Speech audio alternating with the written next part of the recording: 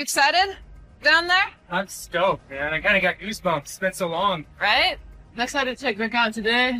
In the icy, wind-blown town of Nome, Alaska, where fortunes are made beneath freezing waves and lost just as fast, one woman just rewrote the rules of gold mining forever. Emily Riedel, captain, fighter, and the only female dredge owner braving the Bering Sea's brutal tides, fired up her brand-new $800,000 dredge for a risky night shift run she almost cancelled. Before we dive in, hit that subscribe button. It was supposed to be a quiet test dive, routine, forgettable. But beneath the black surface, beyond the reach of her floodlights, her crew stumbled onto something so unreal that the ocean itself seemed to stop breathing.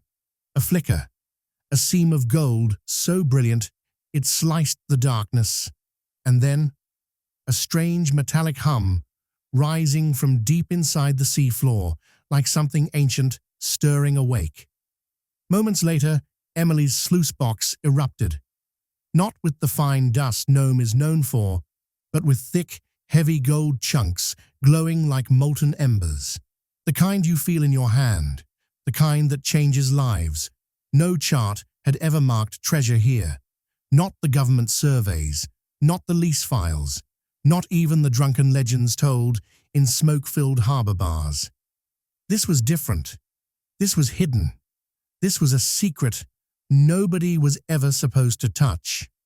By sunrise, word had already leaked across the ice-cold docks. Rival captains were circling. Investors were whispering.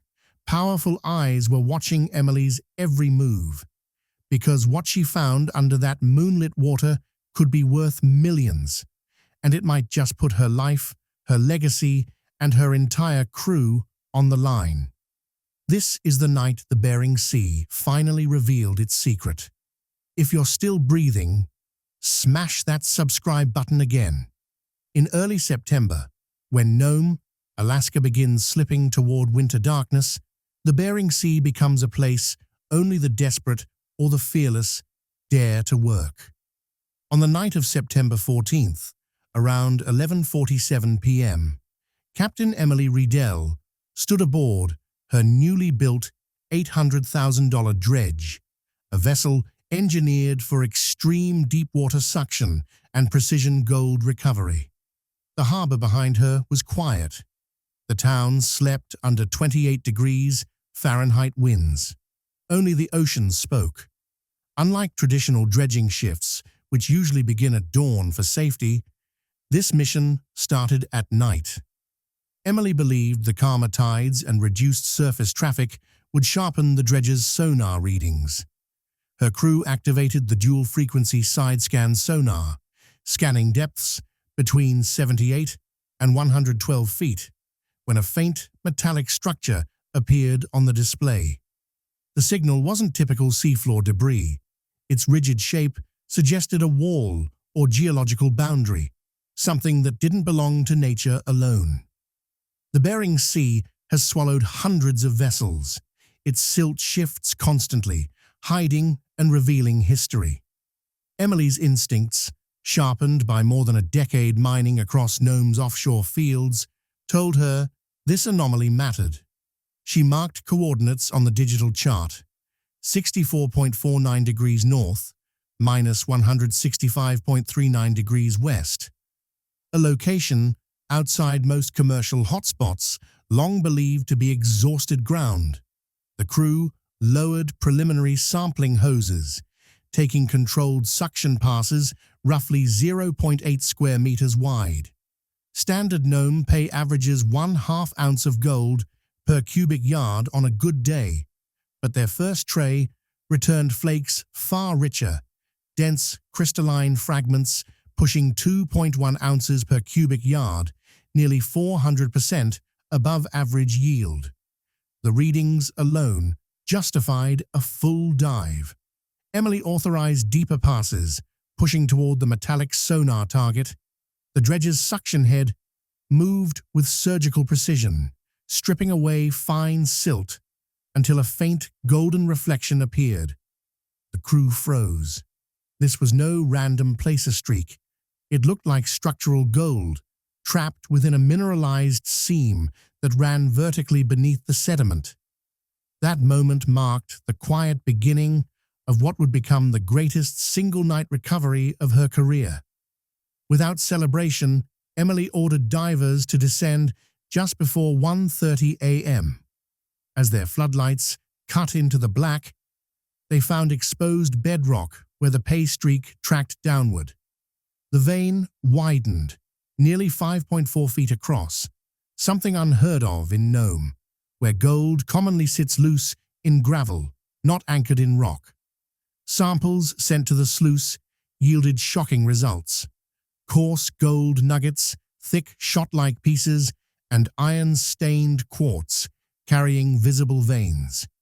In less than 2 hours, recovery totals exceeded 28 ounces, roughly $55,000, enough to cover a week's expenses.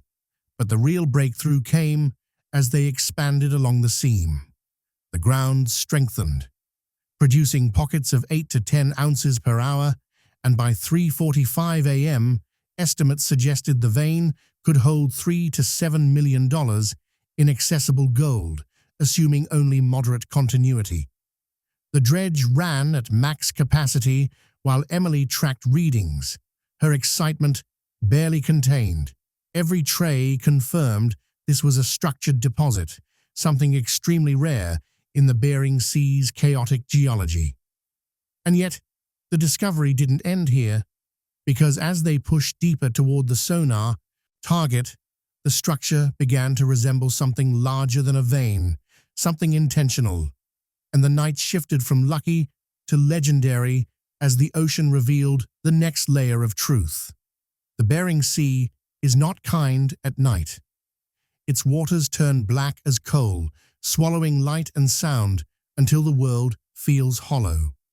On this night, sometime past 1:40 a.m., the only glow came from Emily Riedel's battered floodlights reflecting off a restless, icy surface. Her new $800,000 dredge, still smelling of cold metal and fresh welds, hummed beneath her feet like a sleeping animal, an investment she knew could either save her from debt or pull her under forever. The mining zone they had targeted lay 3.2 nautical miles west of Nome, where earlier sonar sweeps recorded unusual variations in the sea floor. The seabed depth measured roughly 27 to 32 meters, deeper than the typical dredging territory. Most miners avoided this patch. Currents here moved like invisible blades, shifting sand and rock unpredictably. But Emily had learned to read the Bering Sea like a language. She knew where others saw chaos, opportunity sometimes bloomed. With the tides stabilizing, she gave the signal. Her divers descended slowly, lights cutting narrow cones through the void. Water temperatures hovered around -1.2 degrees Celsius, cold enough to drain a man's strength in minutes. The comms cracked with static, the glaciers above and volcanic ridges below interfering with every signal. The seabed emerged, a quiet cemetery of rusted machinery and dark silt, the remains of broken dredges and abandoned dreams. Then, a flash. At first, it seemed like nothing, just a wink of light, brushing the edge of the diver cam. But the crew froze, the camera shifted, refocused, and there it was, a glimmer so bright it cut through the murk. Raw gold, flecked across ancient black sand. The diver scraped gently, and more light spilled out. Flakes, then grains, then thick clusters cemented into cracks of a fractured basalt shelf. No one spoke. Emily clenched the railing, breath shaking, because this was no ordinary pocket. The first scoop filled with 8.4 ounces of coarse gold, more than some crews mined in a week. By 2:18 a.m., they had recovered over 22 ounces, all from a trench barely 11 meters long. Geological scans suggested a massive pay streak, likely part of an ancient river line buried under shifting ice thousands of years old. The sea had guarded it, Until now. They continued cautiously. Every extraction was measured. No sudden sweeping, no reckless dredging. Emily had learned that the sea punishes greed. Careful hands last longer. With each bucket, more gold surfaced. Not fine dust, but thick nuggets, some the size of walnuts, rare in these waters. Statistics streamed in. Gold density at 6.3 grams per cubic meter, nearly triple the regional average. Emily's voice cracked as she whispered into the comms, "Keep digging. We're not alone down here. There's more." But even as the dredge roared and the sluice ran heavy with color, something else stirred. And deep beneath the layered stone, where the currents whispered against forgotten metal, the sensors detected a second formation. Something larger, something buried. And though the crew did not yet know it, their greatest discovery was still waiting to rise from the dark. The Bering Sea rarely gives second chances. Its currents swallow ships, its storms erase lifetimes. Yet, on this night, beneath a sky smeared with polar haze, it opened its hand for Emily Riedel. It began at 2:41 a.m. The dredge thundered to life, metal grinding through sediment that had slept undisturbed for millennia. The seafloor here, just over 30 meters deep, was unusually firm, layered with compacted gravel and volcanic stone, a sign that ancient river channels once flowed beneath the ice. That single flash of gold seen earlier had not been an isolated pocket. The scans now showed a sprawling mineral anomaly stretching at least 75 meters east to west. The divers worked slowly, carefully, every motion measured. Emily refused reckless excavation. She knew that one mistake could collapse the trench or bury the streak forever. The crew carved narrow, controlled cuts only 0.6 meters wide, feeding the hoses like a surgeon's blade, not a miner's shovel. Within minutes, everything changed. The sluice box began to sing, a hammering clatter, the sound only thick gold makes when it strikes cold steel. First came nuggets the size of peas, then thumb-sized chunks, until suddenly pieces nearly 50 grams each rolled down the riffles like burning embers. There was no fine flour, no scattered flakes. This was solid, unbroken ore, laced with iron and quartz, a treasure formed under unimaginable heat and pressure. By 3:05 a.m., they had recovered more than 38 ounces. By 3:22 a.m., they surpassed 70 ounces. The crew had to widen the sluice twice to keep pace, their gloves shaking, breath fogging in the floodlights.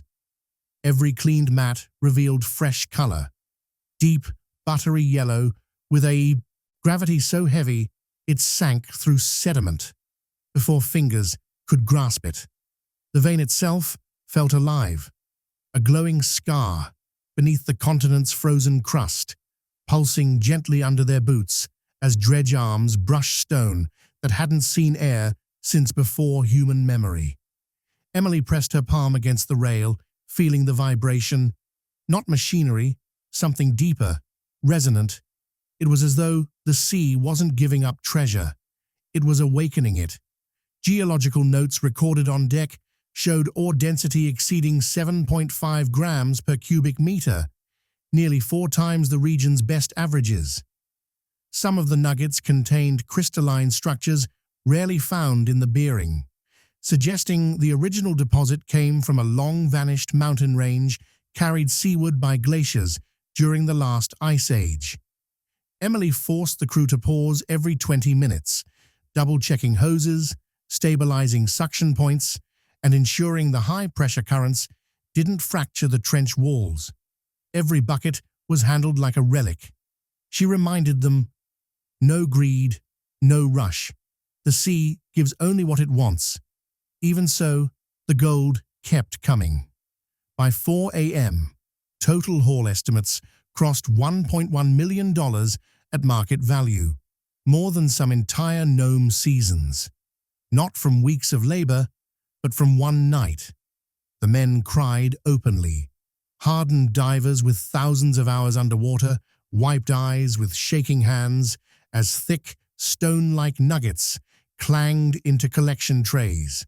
The deck, normally full of shouting and motion, fell quiet, awed, reverent, as though they stood in a cathedral lit only by the gold they had unearthed. But the deeper senses still flickered. Beneath the vein, about 6 meters lower, another anomaly registered. Massive, uneven. Metal, stone, a cache trapped in sediment older than the sea around it. The dredge slowed. Lights dimmed. Emily leaned over the monitors, watching shadows crawl over what looked like a buried structure. Edges too straight, angles too deliberate to be natural. Her gaze sharpened, her voice lowered.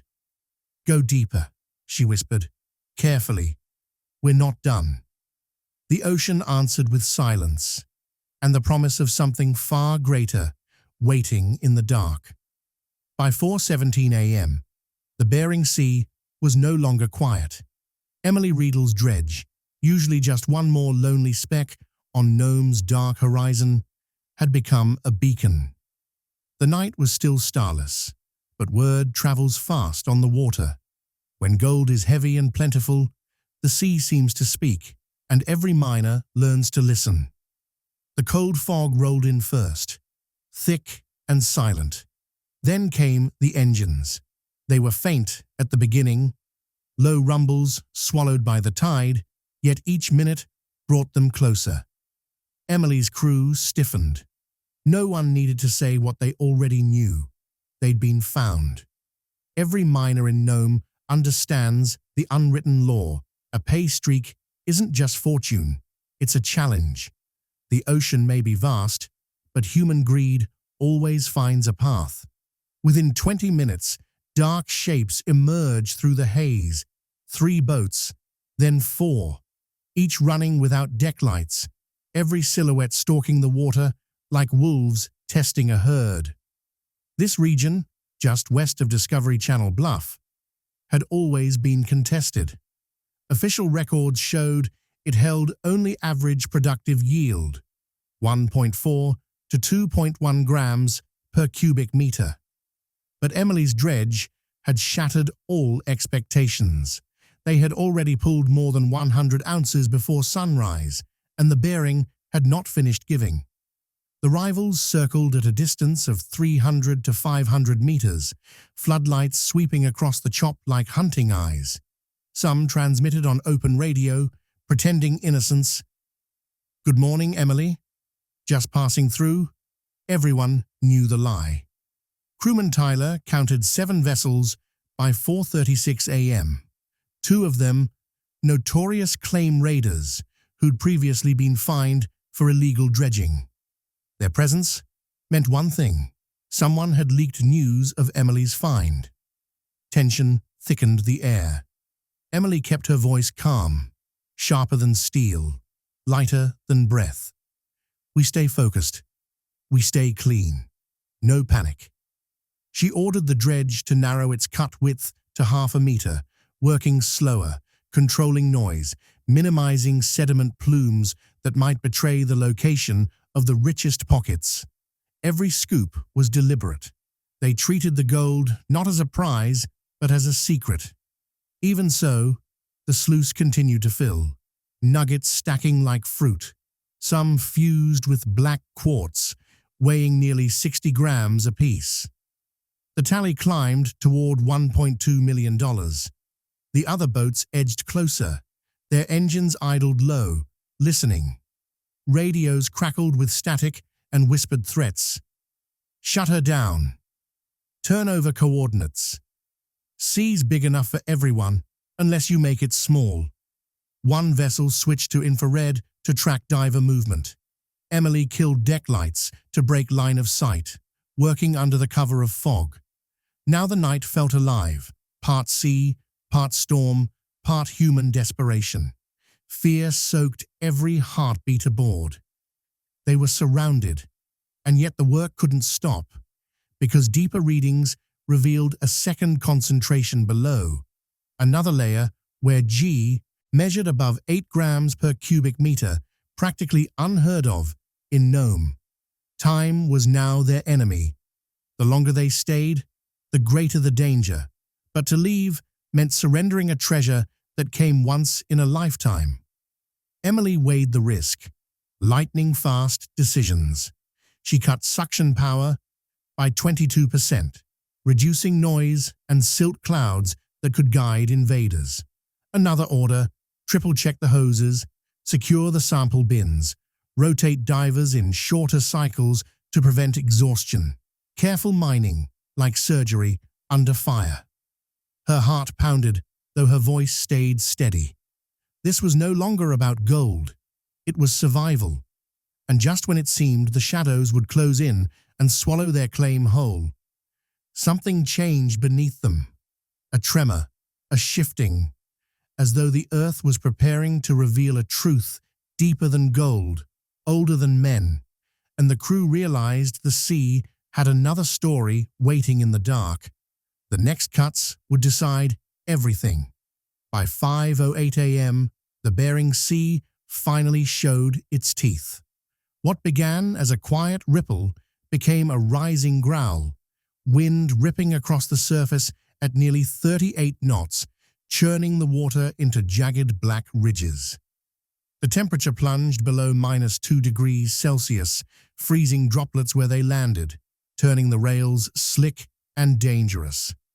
Emily Riedel stood at the helm of her $800,000 dredge, refusing to yield what the earth was finally willing to give. She had no illusions. Nome's waters were infamous for destroying dreams faster than they were found. More than one dredge lay broken on the seafloor beneath her. But fortune does not arrive twice, and this night had already rewritten record books. Their gold tally hovered near 140 ounces, nearly 4 times the average seasonal yield. Statistics meant little now. Survival meant everything. The storm hit full force just before 5:23 a.m. Waves slammed the hull with 2 to 3 meter crests, rattling loose bolts and shaking the boom arms. Sparks jumped from stressed cables, silt-choked valves. The suction hose groaned under pressure. The deck became a battlefield of rushing seawater and shaking steel. Yet Emily made her decision. Full dredge. We finish this. No hesitation. No retreat. The crew widened the cut to 1.3 meters, pushing deep into the glowing pay line beneath them. Every action was controlled. Careful hands, measured sweeps. They dug not blindly, but with surgical precision, keeping the trench walls stable even as the storm tried to tear them apart. The gold here lay in compact layers of basalt-locked gravel, formed during the last ice age. To rip it loose required finesse, not force. The sluice box roared like a living creature. Nuggets struck steel in a relentless rhythm, hammering, clattering. Some chunks weighed 65 to 80 grams, their color so vivid it seemed to radiate heat. The mat carpets overflowed faster than the crew could clean them. Tyler shouted that the catch trays were filling faster than any season in his memory. Every passing minute added thousands of dollars to the tally, numbers no longer spoken aloud, only written with trembling hands. By 5:51 a.m., they surpassed $1.4 million. Emily moved through the chaos with eerie calm. She locked down rigs, retension strained joints, and ordered ballast adjustments to keep the dredge bow forward into the wind. Her greatest order repeated like a mantra. Slow hands, careful, no tearing the line. Because she knew one reckless pull could collapse the vane, burying everything beneath tons of shifting stone. Lightning flashed through the fog, illuminating the sea in a silver scar. The storm seemed almost aware, testing, threatening, watching. And then something impossible happened. As the final surge ran through the sluice, gold cascaded over the riffles in a continuous stream, so rich, so heavy, it clogged the riffles and spilled in molten sheets into the catchbox. The crew froze. Even the storm seemed to pause, wind flattening just long enough for every man to see the impossible sight before them. Not dust, not flakes, stone-weight treasure, gold so dense it rang like an anvil. Emily pressed her hand to the rail, breath taken, not by fear, but reverence. She whispered, "This isn't natural," because among the gold lay objects, shapes too perfect, too carved to be born of geology, small geometric fragments coated in sediment, bearing angles like tools or artifacts long forgotten. The crew exchanged stunned glances. The monitors flickered, mapping the trench where the pay line continued, deeper, older, stranger. The storm returned with a vengeance, but no one noticed. A hidden promise calling them deeper into the story that waited in the dark below. And with dawn settling gently over Nome, the sea whispered that this was not an ending, only the beginning.